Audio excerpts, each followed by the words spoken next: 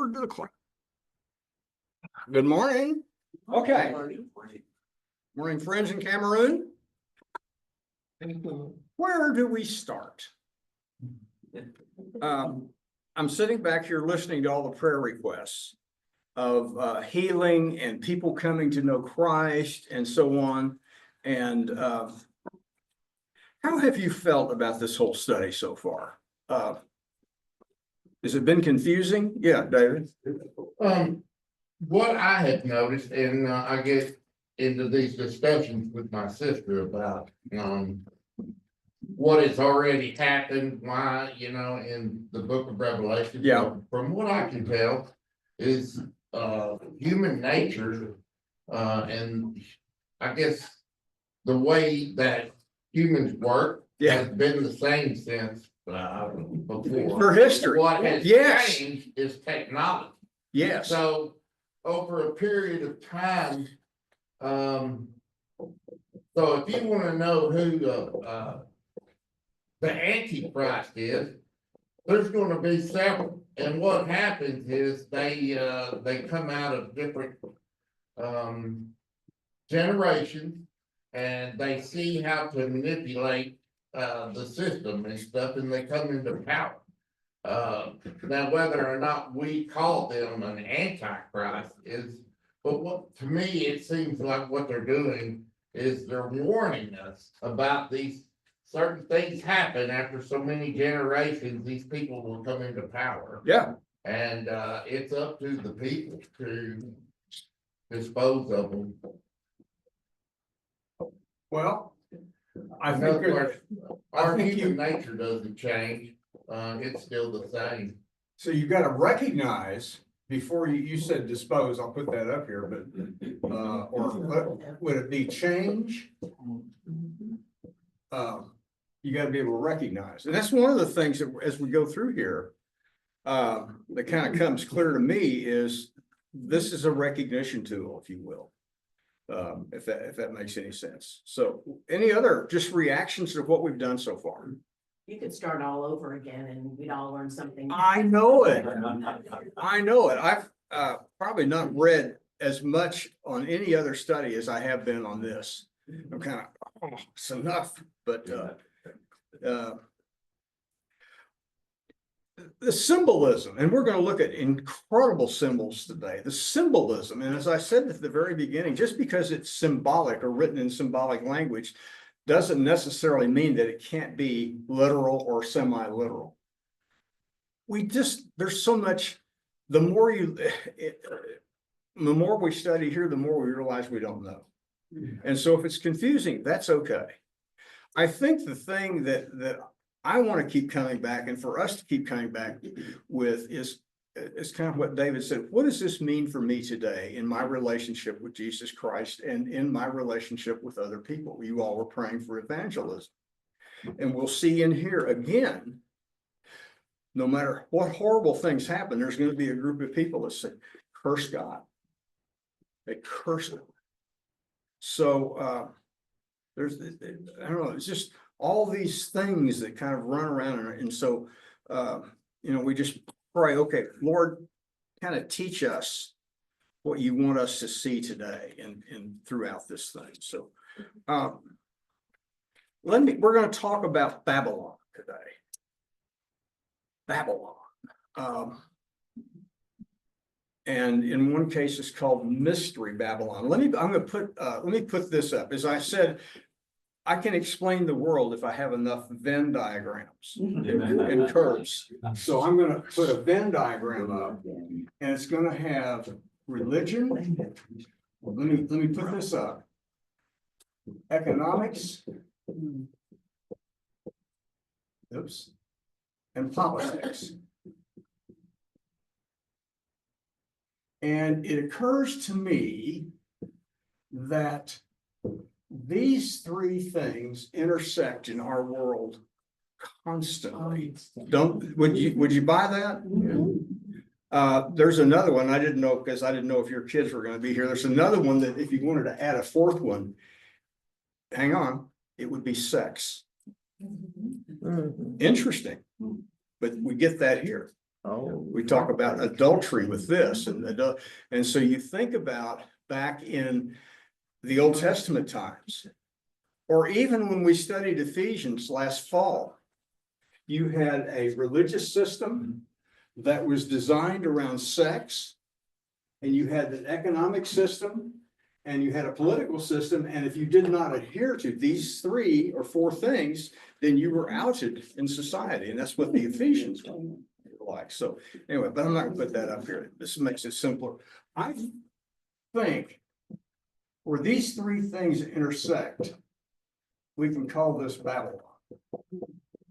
Now, I have not read this anyway. This is kind of like my little pea brain to kind of condense this stuff. I don't know, but it just seems like that's what we're seeing here. Does that make sense? So that's kind of keep this in mind as we go through Well, here. Andy.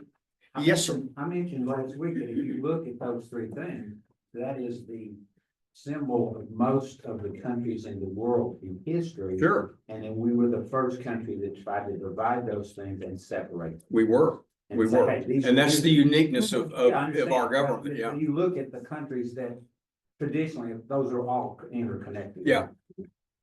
Okay, where we were last week, let me pick up where we were last week real quick. Bob Dylan. There's a Bob Dylan movie out right now. One of his great sayings is you gotta serve someone. That kind of. Anyway, I had that up here and I just thought I would mention it. Last week, we actually did the miraculous, covered 3 chapters. And the last chapter, chapter 16, where we saw the bowl judgments. Remember, there's 3 sets of judgments: the seals, the trumpets, and the bowls.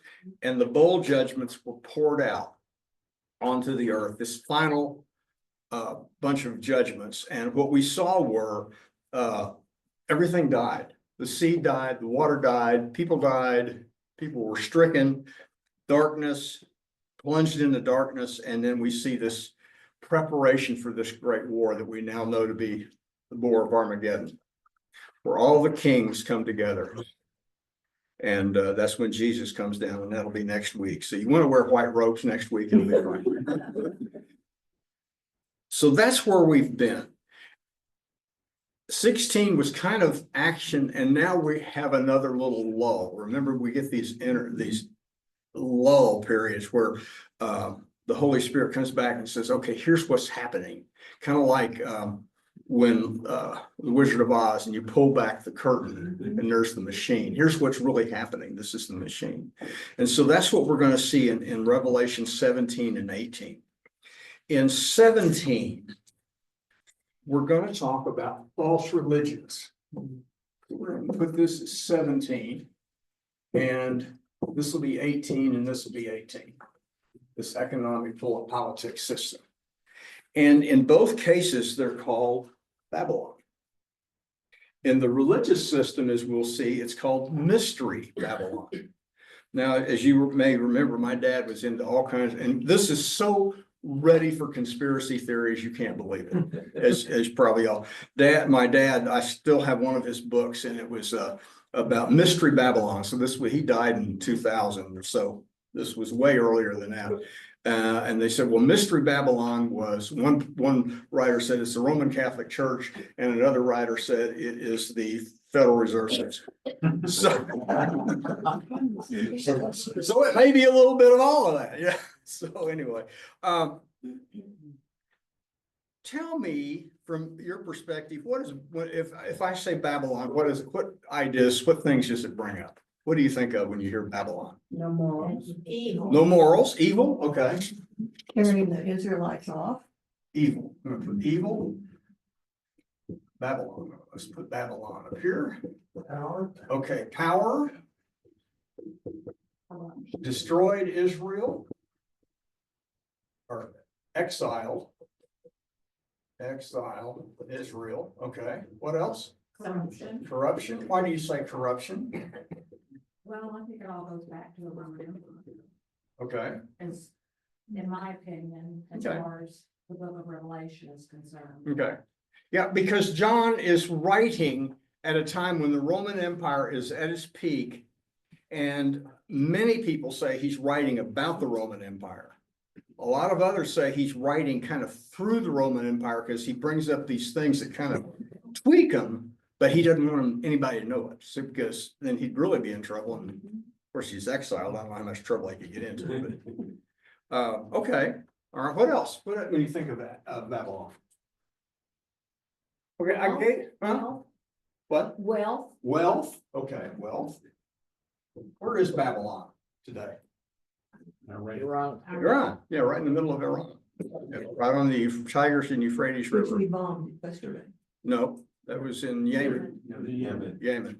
Yeah, but we warned Iran. We bombed Iraq. It's in Iraq, not Iran. Yes, in the cradle of civilization. Cradle of civilization. So we at one point in time, 20 years ago, Bush bombed the Garden of Eden, probably, but. I'm kidding. Okay. Okay, I put down here, just to get us going, Babylon in biblical history. And it starts back in Genesis 10. Remember the Tower of Babel? After the great flood and Noah's descendants, and they said, we are going to build a tower to God so that we can rule in place of God. Absolutely against what God told them to do. He told them to go out and spread and make nations. They said, nope, we're going to coalesce and become our own God. But God took care. Yeah, he did. And remember, this was the first thing after the flood. Yeah, I mean, this was the first thing man did after they recovered Yep. from the flood. yeah. Made a So, lot of babies. yeah, and then they made a lot of babies, thus the sex. Oh, never mind. Then we see Babylon again, as somebody said, when they destroyed Israel. They marched into Israel in 605 and took it over, and then Israel rebelled in 586 BC. And we've looked at this many times in here. That's when they destroyed Jerusalem and burned the temple. So that was the second iteration of Babylon from a biblical perspective. And then comes Rome.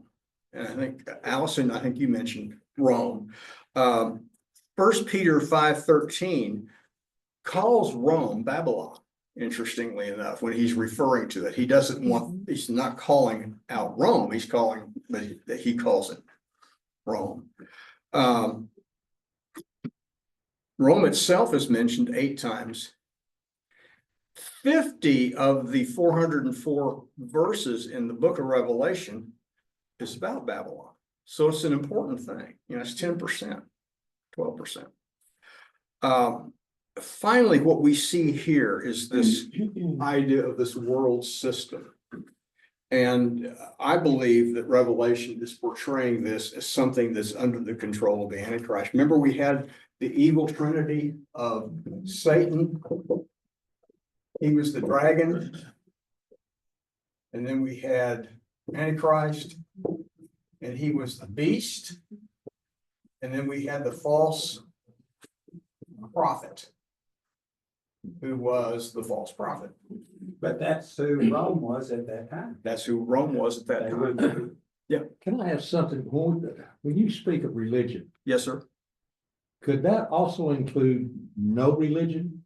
Absolutely. Okay. All right. I mean, in other words, we're not talking about religion or the lack thereof is a Where would factor. where would you see this today? Well, we just talked about it before class about, Jane was saying that she wasn't sure whether all of her neighbors even go to church, Sure. even though they started off that way. I'm sorry, this is A rabbit trail. a rabbit trail. Well, I don't believe it, dude. Could, as you look at these 3 today, if we put DEI up there in the religious box, Okay. could you put radical environmentalism in the religious box? I'm not asking you to agree, it's What's just, your definition of religion? that's a great question. Okay, religion is a way that man approaches God. I agree. Christianity is a way that God approaches man. Christianity is not a religion. It is not a religion. Thank you. I'm glad you brought that up. Okay, Really? anyway, yeah, think about that. It's man, it's God's search for man. Yeah, which religion is man's search for God. a God. There you go. So, yeah, Davey Lee. My son-in-law, he prefers religion, and I keep saying, it's not religion, it's relationship. Relationship. God has a different relationship with God and relationship with us. Religion is a totally different category, in my opinion. But see, the world has co-opted a language. And so on. Anyway, we can go 100 rabbit trails, but we've got 37 verses to cover today. And by golly, we're gonna do it. Whether we like it or Whether not. whether you like it or not, you're gonna stay here, by golly, we're gonna do this. Okay, let's read the first little part here. One of the 7 angels who had the 7 bowls came and said to me, "Come, I will show you the punishment of the great prostitute who sits on my wedding waters. With her, the kings of the earth committed adultery, and the inhabitants of the earth were intoxicated with the wine of her adulteries." Now, do you see where I get the sex part? And there's sexual language that comes into this. So he's referring back to what we looked at last week, chapter 16. And one of the angels who had these 7, but one of these, he came over, he comes a tour guide, if you will, to John. And he says, "Come here, I want to show you something else that's going to help you understand this or confuse you." He says, "I want to show you this prostitute who sits on many waters." Now, we're going to get down in here and in the middle of this, all of this, the angel explains all this. What are all these symbols? But for right now, he's going to show us this prostitute. And where did my notes go? I'm sorry. I've got too many pieces of paper here. Sits on many waters. That's what we learn, and adultery with the kings on earth. So I'm going to put this away so I don't get confused. Now let's read the rest of it. "Then the angel carried me away in the spirit into a wilderness. And there I saw a woman sitting on a scarlet beast that was covered with blasphemous names and had 7 heads and 10 horns. The woman was dressed in purple and scarlet and glittering with gold, precious stones and pearls. She held a golden cup in her hand, filled with abominable things and the filth of her adulteries. The name written on her forehead was Mystery, Babylon the Great, the prostitutes and the abomination of the earth. I saw that the woman was drunk with the blood of God's holy people, the blood of those who bore testimony to Jesus." So does this sound like somebody you want to be friends with? No. It's pretty grim, isn't it? Pretty grim. 2 or 3 things. How's she dressed, first of all? Fancy, Very fancy, very ceremonial. Yeah, fancy, very queen-like. queen-like. Okay. Purple. As opposed to the white robes of the saints. And there's such a contrast because that's how we're seeing the white robes. Many people think that this is portraying the Roman Catholic Church. I'll just get it out there. And if you want to do a little quick study, I'm not saying that's correct. It's just fun to, this kind of these rabbit trails are kind of interesting. There is a prophecy many of y'all know about that was done like in 1600 about all the Roman Catholic popes till the last one. And the next one is the last one, which I think that's kind of cool. Now, that's just somebody's prophecy, And it's right now. Edgar Casey kind of stuff. So, It ends. Yep. The death of the Pope now, if he does succumb to death. Then the last one that's written down, we don't know yet, Yep. but that's going to be the very last. that'll be the last. And then, it So says, I and then guess the end of the world. ends after that. Well, Andy, and if you go to the Vatican and you see the splendor and all the valuable things that are there, and yet people are starving around the world. Yeah. It's just. Yeah. It's Anyway, I don't want to beat up on that, Sorry. but I just think there are interesting things here. Okay, Scarlet Beast. We're gonna find out who that is. It's the Antichrist, or it's this system. 7 heads and 10 horns. We're gonna go back and look what that is. Mystery. What's a mystery? What have we talked about as a mystery? Unknown, yeah. Something that maybe is known by somebody, but it's hidden from us. So it's a mystery. And it's hidden from plain view. And I think we were talking a minute ago about religion in the world is often hidden in plain view. I just find that fascinating. Okay, let's drunk with the blood of the saints. That implies extreme killing. And what we have seen through this, especially in this last part, is that anybody who doesn't take the mark of the beast gets killed. They either get hunted down and killed, or they can't buy and sell. So there's a dramatic contrast. Either you is or you ain't. And that's what we'll see during this time. The cup. I think that one of the things in that scripture, you mentioned more about sex. Yeah. I think what we don't understand of the culture of the time, it's not about sex itself, it's about lineage.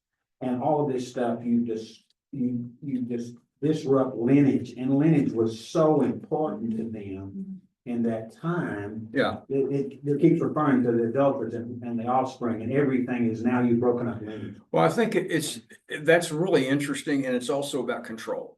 Yeah. It's about control. So golden cup filled with filth. And the first thing I thought about, maybe you didn't, when Jesus is in the Garden of Gethsemane, he says, "Let this cup pass from me."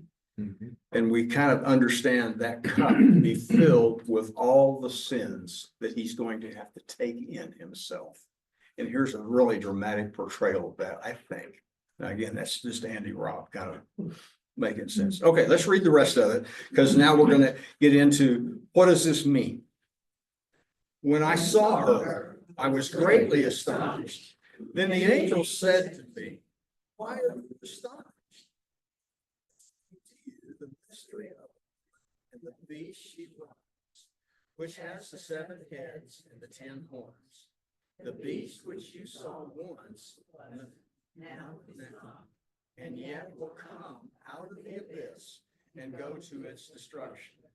The inhabitants of the earth, whose names were not written in the book of life from the creation of the world, will be astonished when they see the beast, because it was not, and yet will come. This calls for a mind of wisdom. The 7 heads are 7 hills on which the one sits. They are also 7 kings. 5 have fallen, 1 is, the other is yet to come. But when he must remain for only a little while. The beast who once was and is not is an 8th king, and he belongs to the 7 and is going to his destruction. The 10 horns you saw are 10 kings who have not yet received a kingdom, but who will receive authority as kings along with the beast. They have one purpose, and will give power and authority to the beast. They will wage war against the Lamb, but the Lamb will triumph over them, because he is the Lord of lords and King of kings, and with him will be his called, chosen, and faithful followers. Okay, everybody understand? We can just move on, right? All right, let me decode this a little bit then. 7 heads, 10 horns, 7 heads, 10 horns. In verse 10, it says there were 7 kings, 5 have fallen. What in the world are we talking about? If you go back to Daniel and before, you have Egypt, then you have Assyria, then you have Babylon, then you have Medo Persia, because I'm getting tired of writing. Greece. Okay, Now, these are the 5 that were the conquering ones that controlled the known world at the time. And they've all fallen by the wayside. Then you have one that is, because Rome is in charge there. Okay, when he writes this. And then finally, you have a future one, which we're talking, and that's primarily the focus of what we've been studying. We believe it to be the future rule of the Antichrist. So would that's, would that not in itself mean that the whole thing was directly written about Rome? it could. I mean, you just said, that doesn't mean it doesn't foretell something else. No, it could. It certainly could. It could be, many people believe it's a revival of a Roman Empire. It could, we don't know. We simply don't know. Okay, what else is there in here? 7 heads, 10 horns. We'll 5 have fallen. 7 hills. 7 hills. 7 hills of Rome. 7 hills. Rome is known as the city on 7 hills. But so is Constantinople and 3 or 4 other cities in the world. But Rome is primarily known as that. So that's when people say, oh, this is the Catholic Church. That's where they get that. Now, this is one of the comments. This is actually Chuck Swindoll. Though ancient Rome was built on 7 hills, the idea of a city built on 7 hills became a way to equate the grandeur of a city with the grandeur of Rome. So Constantinople was regarded as a city on 7 hills, as were other cities in the ancient world. It's uncertain whether this literally means the capital of the Antichrist will literally be 7 hills, or if it relates to Rome. At this point in time, we don't know. We don't know. But it implies that there is some place where there's a headquarters.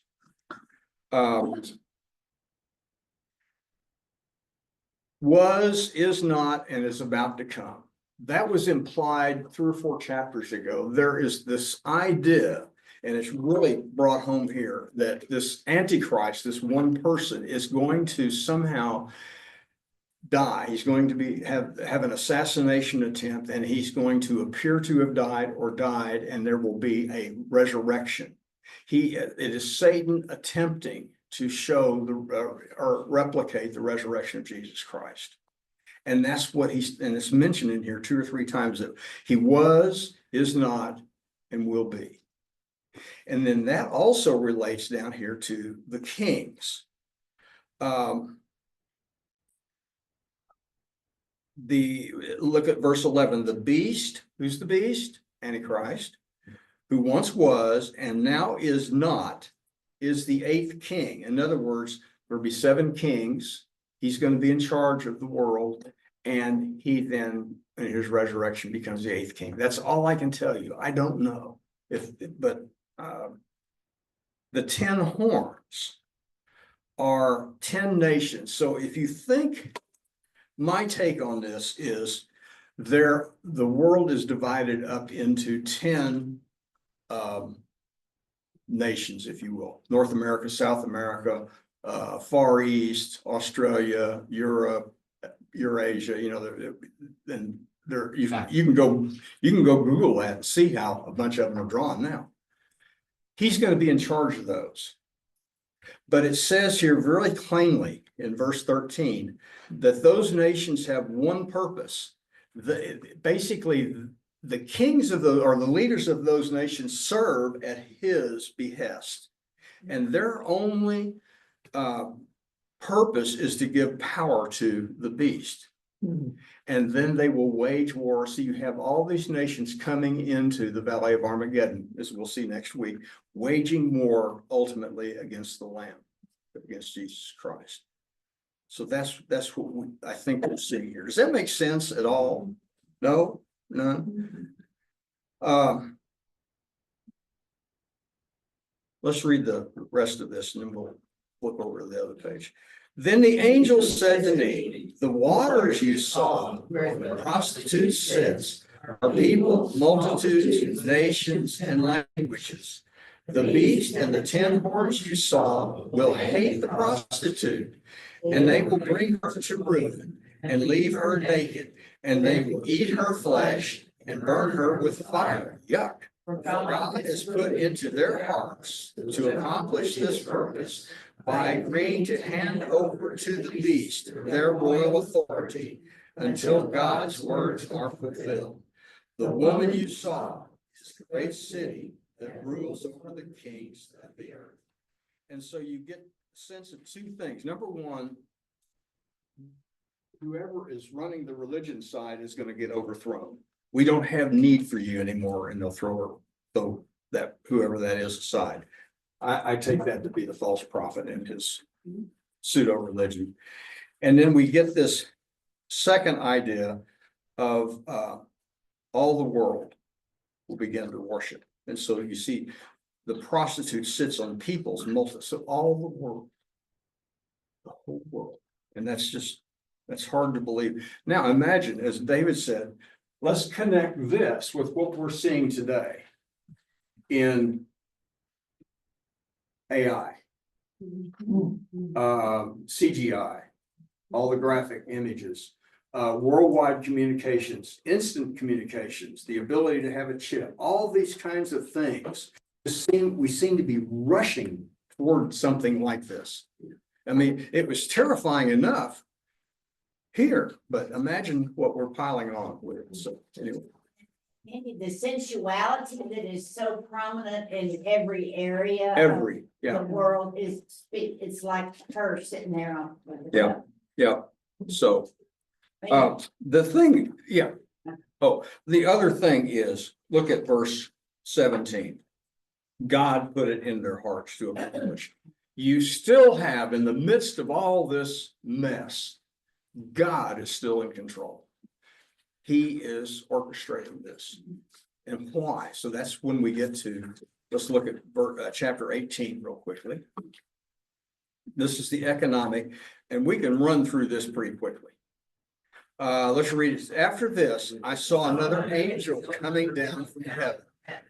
He had great authority, and the earth was illuminated by his splendor. With a mighty voice he shouted, "Fallen, fallen is Babylon the Great. She has become a dwelling place for demons and a haunt for every impure spirit, a haunt for every unclean bird, a haunt for every unclean and detestable animal. For all the nations have drunk the maddening wine of her adulteries.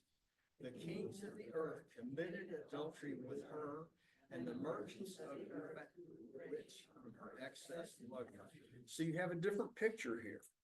Last one, but the word adultery is still, what is adultery? Breaking trust. Breaking of a trust. It's aligning with something or somebody that you shouldn't really be aligning with. And that's what you have here. The other thing that's kind of repeated is the idea of being drunk on the maddening wine of her adulteries. What you'll see here as you read this, and I'm not sure we have time really to read the whole thing, but I can give you kind of a synopsis. You see the word fallen, Babylon the Great.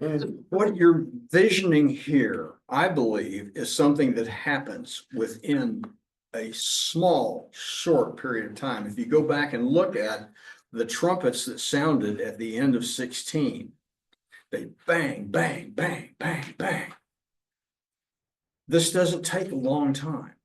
This is fallen. It's implying instantaneous act. Then in this passage, you have kings and merchants. Kings and merchants. And there are businessmen spread all the way through, kings and merchants and business people spread all the way through this. All right, let's read one more and then we'll kind of, verse 4. And I heard another voice from heaven say, "Come out of her, my people, so that you will not share in her sins, so that you will not receive any of her plagues. For her sins are piled up to heaven, and God has remembered her crimes. Give back to her as she has given. Pay her back double for what she has done. Pour her a double portion from her own cup. Give her as much torment and grief as the glory and luxury she gave herself. In her heart she boasts, I sit enthroned as a queen.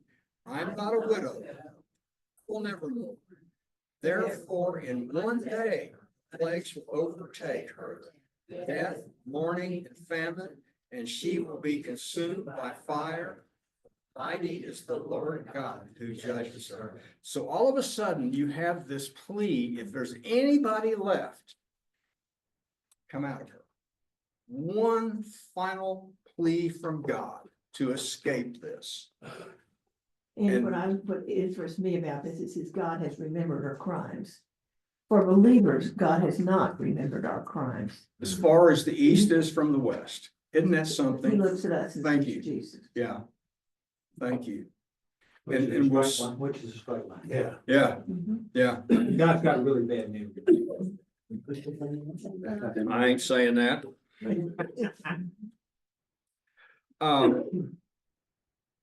I think that last chance comes before those 7 plagues in chapter 16. Because those imply that that was the end. There was no more chance. But I want you to look down. Because we're about out of time and it's payback time. There's a double portion. They're judged in one day. And then there's these 3 woes. The woes, I've got them highlighted or bolded. Woe to the great city, you mighty city of Babylon. In 1 hour, your doom has come. And the merchants of the earth will weep and mourn over you. And then it lists all these things that they're not going to trade in anymore. Jim, I don't think real estate's in here, so you're good.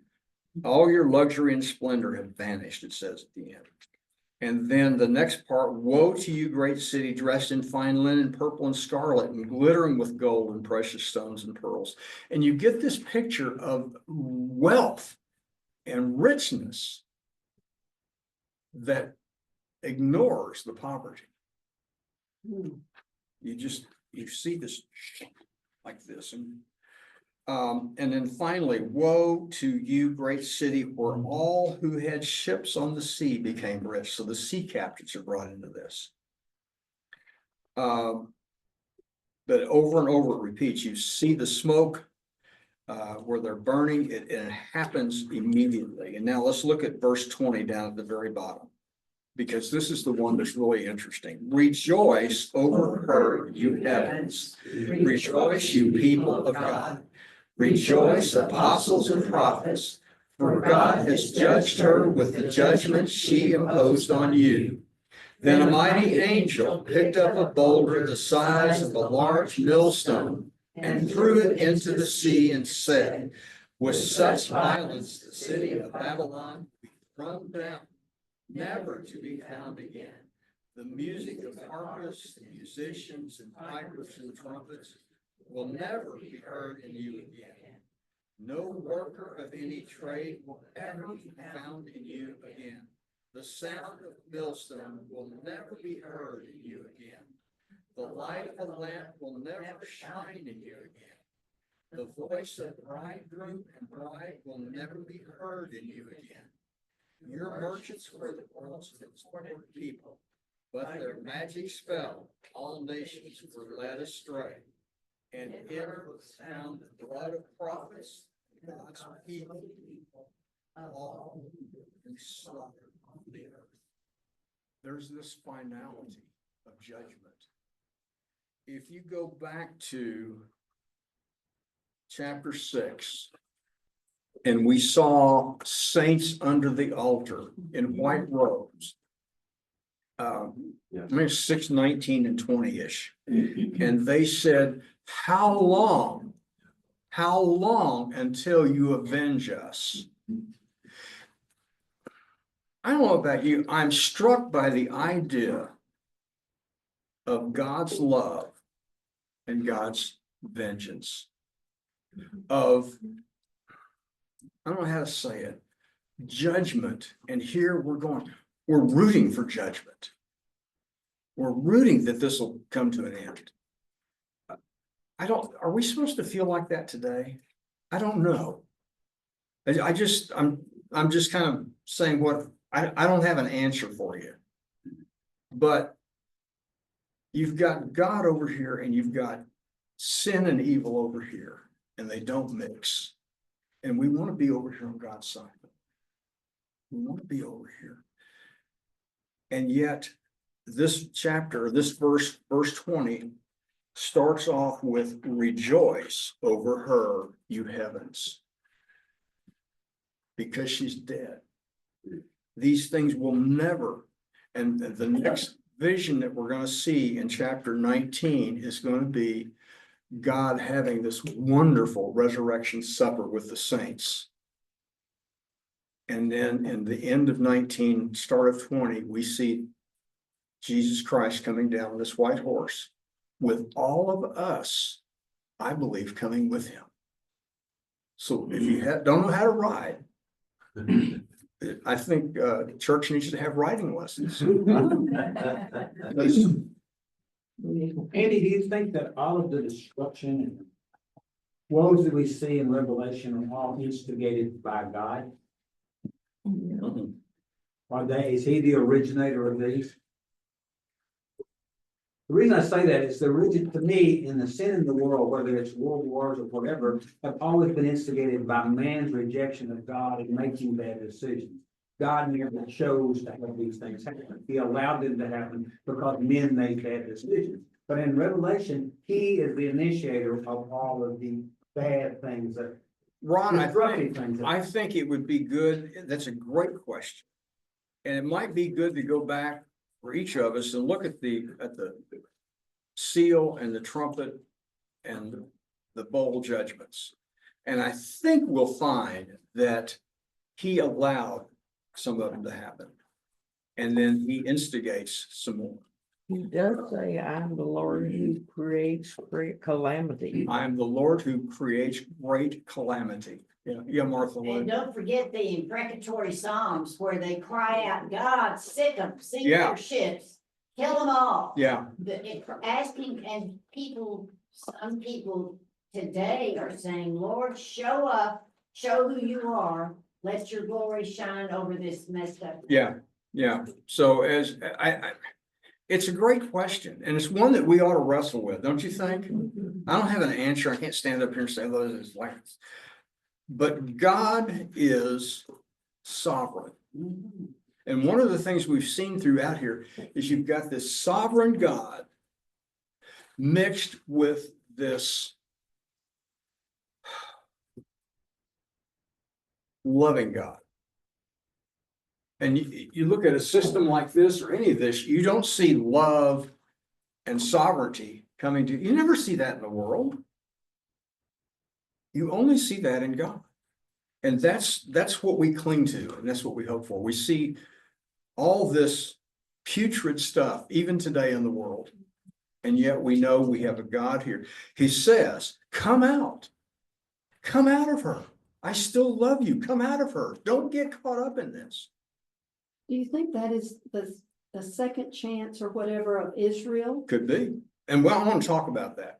I'd love to have at least 1 or 2 weeks about what happens to Israel, because God made him a promise back in Genesis. Is that promise still retained? But anyway, we are way out of time. Let me, I didn't get anybody to close this in prayer, so let me do it tonight. And Father God, thank you. We are so glad, Father, that you are in control and we're not. That you are God and we are not. So just allow us to pull closer to you and allow you to show us your grace and your mercy as we struggle with these issues. In Christ's name, amen.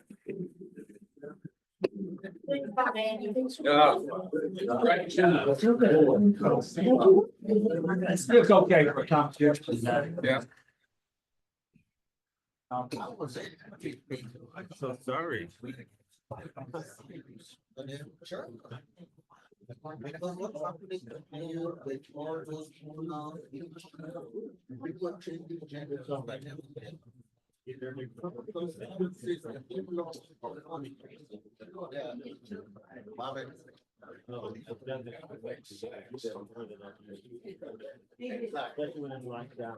I think that's very silent and because in Arabic, heavily. Yeah. Said, I was reading a book where they said only a single person was the last treated about that. So I would like to. Next fall, I'd like to take us to Genesis. And I want to go out and visit, maybe we do this. There is a thing called the Location Research Center. In North Dallas. my locals live there. Yeah, no, it's, down on what, the way the airport, I'm not sure. Because I went to. Institute for East Research, and they have a lot of stuff that show, that demonstrate that the earth isn't millions of years old. Yeah. And they have all of this stuff. Happening. Because I have been there. I was talking to, Charles Mom. Wait. Because we don't need all this on there.